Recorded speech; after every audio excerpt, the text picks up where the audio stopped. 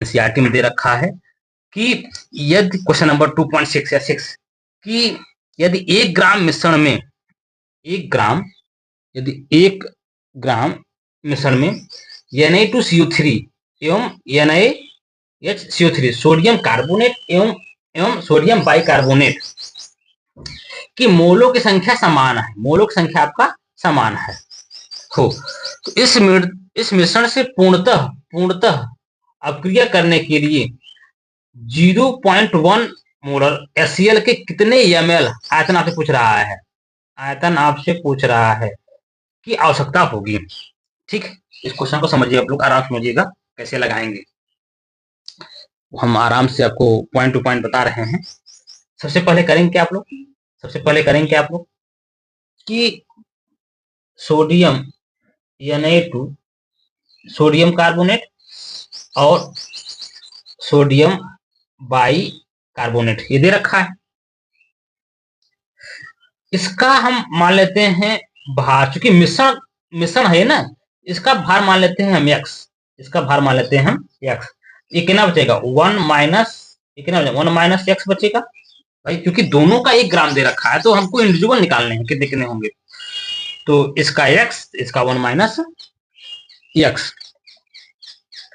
इसका जो molar mass होगा वो होगा आपका 106। साल कर लीजिएगा। सोडियम का 23 होता है, 2 है, कार्बन का 12, ऑक्सीजन का 16। आप सॉल्व करेंगे 106 आएगा आपका। तो पहले का N1 भार बटे भार x बटे 106 ये हो गया। इसका मोलर मास M2 M0, इसका मोलर मास सोडियम का 23, हाइड्रोजन का 1, कार्बन का 12, ऑक्सीजन का 16। आप सॉल्व करेंगे तो इसका आएगा 84। इसके माध्यम से N2 बराबर कितना आ जाएगा, भार बटे भार कितना है 1 माइनस x बटे अनुभार 84। ये हो गया आपका। अच्छा, कह रहा है कि मोलों की संख्या समान, दोनों के मोलों की संख्या समान है आपके, दोनों के मोलों की संख्या आपके समान है। तो समान है मतलब N1 बराबर N2, जब आप इसके सॉल्व करेंगे तो ये x बटे 106 बराबर 1 माइनस x बटे 84।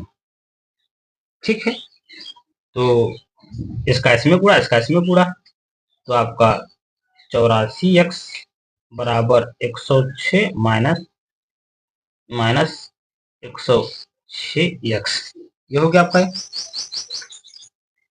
और इसको लाएंगे तो ये 84x प्लस 106x बराबर कितना हो गया आपका 106।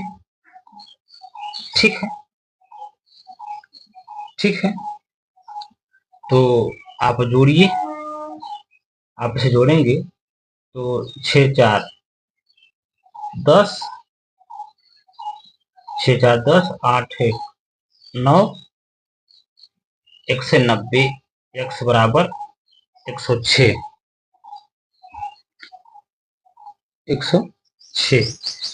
तो x बराबर 106 बटे 190। आप सॉल्व करेंगे x का मान आएगा आपका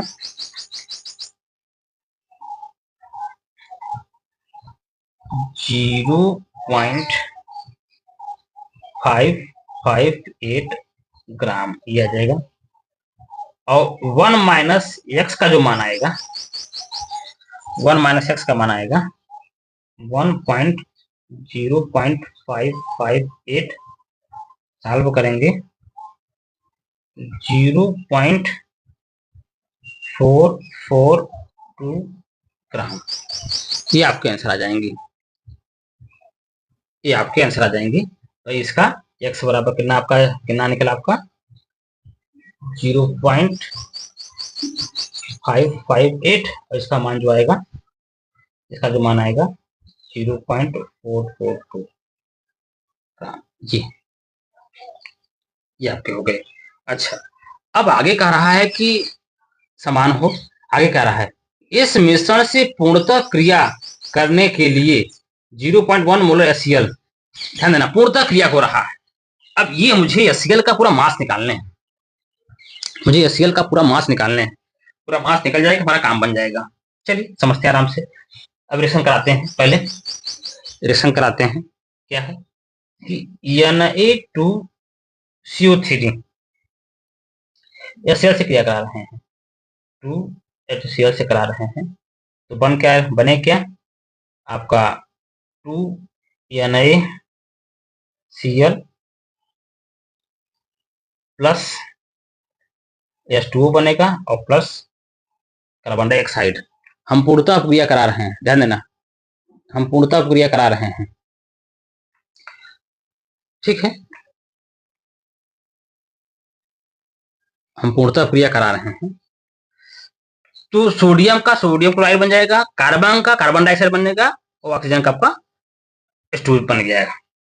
अच्छा देखिए, इसका मोलर मास कितना है 106 ग्राम, और 2HCl मतलब 2 गुणित HCl हाइड्रोजन का एक और 35.5 36.5 36.5। ठीक है। अच्छा अब रिएक्शन समझिए, ये मोल कंसेप्ट आपको रिएक्शन हमने बताया है, मोल कंसेप्ट में केमिस्ट्री पार्ट 1 में जब आप कक्षा 11 में पढ़ रहे थे तो हमने बताया था मोल कंसेप्ट। 106 ग्राम ग्राम सोडियम कार्बोनेट रिएक्शन करने के लिए कितना आपको चाहिए CL, कितना 2 गुणित 36.5 ग्राम HCl चाहिए।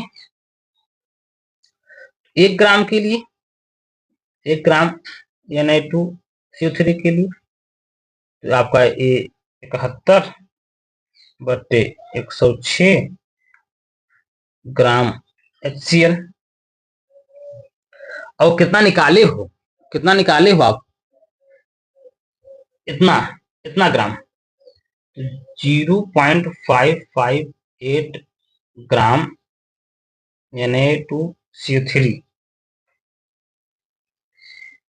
के लिए आपको करना पड़ेगा क्या, 71/106 गुणित 0.558 ग्राम HCl। जब आप इसे सॉल्व करेंगे, तो मिलेगा क्या 0.384 ग्राम HCl। इतना मिलेगा HCl, इतना ग्राम होगा। ठीक है, ये तो हो गया इसके लिए, Na2CO3 के लिए हो गया। अब सेम रिएक्शन आपको सोडियम बाइकार्बोनेट के साथ लगाने हैं। सेम रिएक्शन कैसे लगाने हैं ये देखिए, तो NaHCO3 और HCl जब दोनों का रिएक्शन होगा तो क्या बनेगा भैया, क्या बनेगा NaCl H2O और CO2। ठीक, इसका मोलर मास कितना होता है 84, इसका कितना होता है 36.5। 84 ग्राम NaHCO3 में HCl का जो मान चाहिए, 36.5 ग्राम HCl चाहिए। 1 ग्राम में 1 ग्राम 1 ग्राम 1 ग्राम में 36.5 बटे 84 ग्राम HCl। कितना निकाले हो कितना निकाले हो सोडियम बाइकार्बोनेट का? 0.442 ये निकाले हो ना? तो 0.442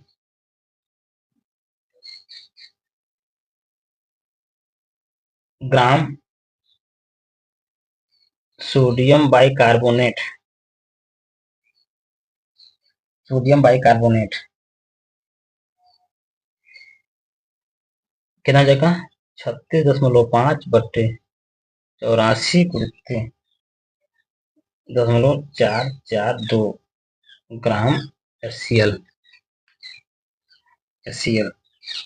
तो आप सॉल्व करोगे इसको तो 0.192 ग्राम HCl। ठीक है, अब मुझे HCl का टोटल मास निकालने हैं। HCl का टोटल मास ऑफ HCl, तो पहला कितना निकला था? 0.384। दूसरा कितना निकला? 0.192। आप सॉल्व करेंगे, इसका जो आंसर आएगा वो 0.576 ग्राम आ जाएगा। और सॉल्व करेंगे तो ये आपका आ जाएगा। अब फार्मूला क्या है भैया? फार्मूला क्या है आपको लगाने हैं कि मोलरता, क्योंकि दे रखा है, मोलरता का मान दे रखा है, तो मोलरता आपको दे रखा है m बराबर NB/V और इसका 0.1 भार बटे अणु भार। तो HCl का भार बटे अणु भार कितना दे रखा है? क्योंकि NB निकालेंगे तो भार बटे अणु भार कितना है? 0.576 और भार कितना है? 36.5। तो 0.576 और भार 36.5 बट्टे V आता निकालना है। ठीक है, ये ठीक है ना? अब V का मान इधर कर दो, इसका मान इधर कर दो, तो V बराबर आप करोगे तो 0.576 इंटू 36.5 गुणित 0.1 आप सॉल्व करोगे, जो आंसर आएगा 157.8 मिलीलीटर, ये आएगा आंसर। आयतन का मान ये आएगा। ये क्वेश्चन थोड़ा सा आप लोग को बड़ा लग सकता है, और चूंकि बड़ा भी है, आप इसे जब ध्यान से लगाएंगे तभी आप लगा पाएंगे। सारी चीजों को आप समझेंगे। पहले आप इसके अलग अलग भार निकाल लीजिएगा, फिर रिएक्शन कराएंगे, रिएक्शन कर लीजिएगा, और रिएक्शन के बाद अब HCl का पूरा मास निकालेंगे, तो फिर आप इससे आप आयतन का मान निकाले जाएंगे। ठीक है, तो ये आपका ये क्वेश्चन समाप्त हुआ। आप लोग कमेंट जरूर करिएगा इस बारे में कि द्रव्यमान की दृष्टि से 25% विलयन के 300 ग्राम एवं 40% के 400 ग्राम को आपस में मिलाने पर प्राप्त मिश्रण का द्रव्यमान प्रतिशत ज्ञात कीजिए। ये क्वेश्चन है कि आपको द्रव्यमान प्रतिशत निकालना है। ठीक है, तो आप किस प्रकार निकालेंगे? तो आप पहले सलूट कितना है वो निकाल लीजिएगा, पहले सलूट निकालिए, उसके बाद आप फिर पूरा परसेंटेज मास निकालिएगा। चलिए क्वेश्चन सॉल्व करते हैं। क्या है, पहले हम निकालते हैं मास ऑफ सलूट।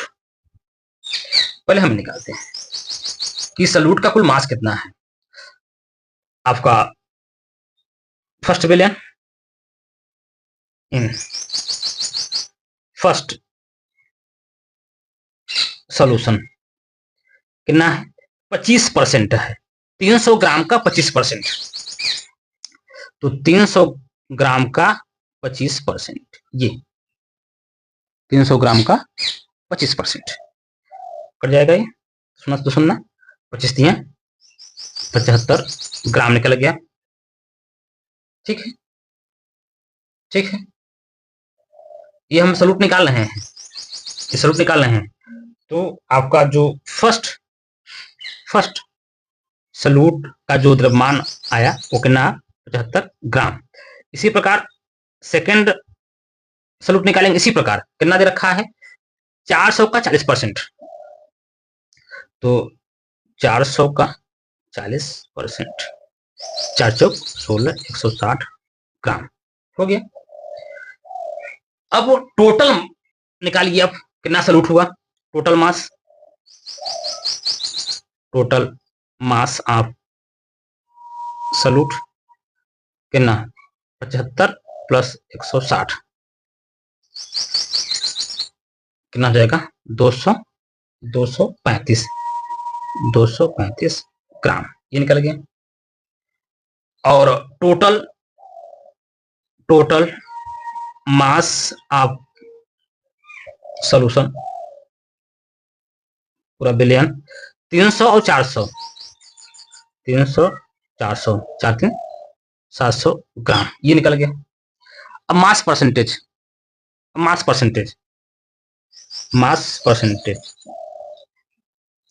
235 बटे कितना आपका है, 700। ठीक है, आपका ये होगा ना आपका, और गुरुत्व परसेंटेज है आपका 100। अब ये हो गया, सुना से दुगना कर जाएगा,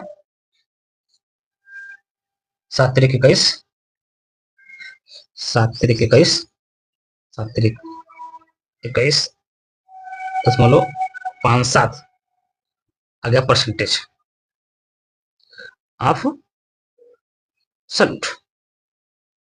अगर आपसे पूछे मास ऑफ सॉल्वेंट क्या हो जाएगा, मास ऑफ, अगर आपसे ये किसी क्वेश्चन में हम आगे बता दे रहे हैं मास ऑफ सॉल्वेंट, तो आप 100 माइनस 33.57 सॉल्व करिएगा तो 66.43% आप सॉल्वेंट। तो आप इस प्रकार क्वेश्चन लगाएंगे, पहले कितना बिलियन में विलेय कितना है, दोनों को विलेय फिर जोड़ दो, फिर उसका भाग कर दो, आपका ये परसेंटेज निकल जाएगा। तो मास परसेंटेज आपका ये हो गया, आपका ये सॉल्वेंट का हो गया। ठीक है, चलिए क्या है कि 222.6 ग्राम एथिलीन ग्लाइकॉल कामा लगा है, C2H4OH तथा 200 ग्राम जल को मिलाकर प्रतिहिम मिश्रण बनाया गया। विलयन की मोलरता की गणना कीजिए। यदि विलयन का घनत्व 1.072 ग्राम पर मिलीलीटर हो तो विलयन की मोलरता भी ज्ञात कीजिए। ये क्वेश्चन है, आपको मोलरता सब क्वेश्चन आप लोग सॉल्व किए हैं। आप लोग इसको देखिए क्वेश्चन क्या है, आप लोग क्वेश्चन मिला लीजिएगा, एनसीईआरटी क्वेश्चन हम सब कुछ पढ़ा रहे हैं। तो पहले हम निकालते हैं मोलरता की, और मोलरता बराबर क्या होता है, यम बराबर क्या होता है, NB/WA वो भी काय में कीजिए। तो दे रखा है एथिलीन ग्लाइकॉल, ये आपका है C2H4, 2 ऑक्सीजन हो जाएगा, तो ये आपका OH ट्वाइस, इसे करेंगे तो C2H6O2। और इसका जब निकालेंगे और भार निकालेंगे इसका, और भार निकालेंगे तो 2 गुणित्ते 12, 6 गुणित्ते 1 और 16 गुणित्ते 2, आप सॉल्व करेंगे तो 65 ग्राम पर मोल आ जाएगा ये। ठीक है, तो यम बराबर भार बटे अनुभार, भार कितना दे रखा है, भार कितना दे रखा है 0.6 और भार कितना 62, और 200 ग्राम ये विलायक है, 200 ग्राम को बदलेंगे किलोग्राम बदलेंगे, 10 पे घातीय -3 का 2 किलोग्राम है। ठीक है, और जब आप इसे सॉल्व करेंगे, इसे आप सॉल्व करेंगे तो 17.95 मोल आएगा इसका आंसर। भार बटे अनुभार का देना, एनबी क्या होगा भैया, एनबी क्या होगा भार बटे अनुभार, और भार कितना ये दे रखा है, अणुभार आप 62 निकाले हो, और ये 200 ग्राम है, 200 ग्राम को हम केजी में पलट दे रहे हैं भाई। बटे हम 1000 भी कर सकते हैं, हम डायरेक्ट 10 बटे माइनस कर दिए हैं, ये आपका निकल गया। अच्छा, अब डेंसिटी दे रखा है, तो डेंसिटी दे रखा है तो इसकी सहायता से आप निकाल सकते हैं आयतन।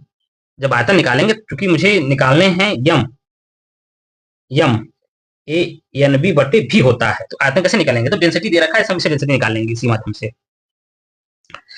तो ठीक है, तो डेंसिटी बराबर क्या होता है, भार बटे अणुभार, भार बटे डेंसिटी बराबर डेंसिटी, सॉरी डेंसिटी बराबर द्रव्यमान बटे आयतन होता है। मुझे आयतन निकालने है ना, आयतन।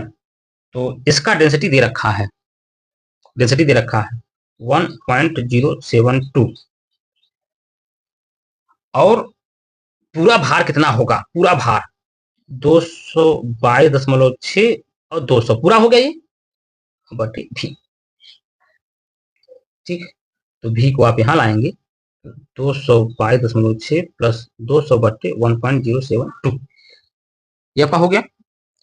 और ये आपका जब हो गया क्वेश्चन, आप लोग ये आपका जब पूरा हो गया, आप जब सॉल्व करेंगे, सॉल्व करेंगे तो इसका आंसर आएगा 394.2 ml मिलीलीटर में आएगा ये आपका आंसर आएगा। आयतन निकल गया, जब आयतन निकल गया तो अब आपका काम आसान हो गया, अब आपका काम आसान हो गया। एम बी बराबर एन बी बटे भी, और भार बटे अणुभार, भार बटे अणुभार वही आप निकाले हैं, भार बटे अणुभार एन बी क्या, ये 222.6 और अणुभार कितना 62, वही बार बार रखना है आपको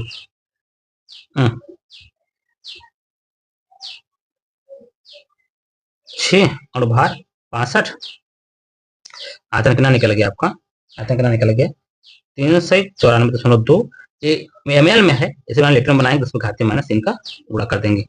तो जब आप इसे सॉल्व करेंगे, आप लोग के पास पूरे तंत्र मंत्र यंत्र है, आज जब सॉल्व करेंगे तो 9.10 मोलर ये आपका आंसर आएगा, ये आपका आंसर आएगा, एम बराबर 9.10 मोलर।